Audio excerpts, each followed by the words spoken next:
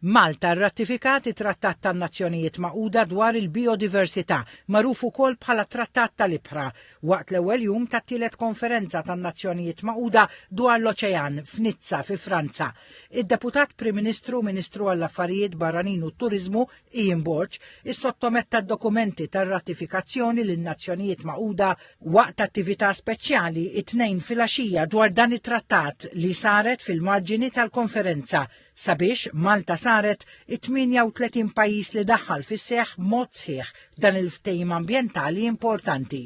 Flimkien ma' mexxejja u dinjitarji oħrajn, mhux biss ikkommettejna għal dan, imma ħansu quddiem fl-implementazzjoni u allura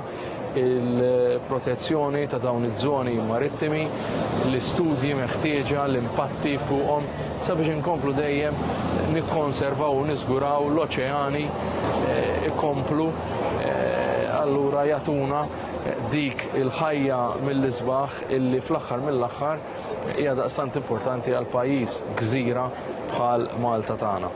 It-trattat dwar l-Ibħra huwa l-uniku għodda legali għal ħolqien ta' żoni ta' ħarsien ambjentali fl-Ibħra internazzjonali il-in mill-Ibħra territorjali. Meta jidħol fis-seħħ hekk kif jikseb l-approvazzjoni sħiħa ta' 60 pajjiż, it-trattat ikollu sem kruċjali biex tintlaħaq il-mira ta' 30 sa 30 li ġiet maqbula permezz tal-qafas dwar il-biodiversità globali biex minn tal-anqas 30% tal-art u l-baħar madwar id-dinja jkunu mħarsa sal-2030. Iktar kmieni matul il-jum ta' tnejn waqt il-konferenza dwar l-Oċean, id-Deputat Prim Ministru rappreżenta lil Malta fis-summit lejn Mediterran b'aktar konnessjonijiet, ospitat mill-President ta' Repubblika Franċiża Emmanuel Macron, bissem ta' mexxejja tal-Kroazja, Ċipru, Franza, l-Greċja, l-Italja, Malta u l-Portugal, flimkien mal-Kummissjoni Ewropea, l-Unjoni dwar il-Mediterran u awtoritajiet u organizzazzjonijiet oħrajn relatati.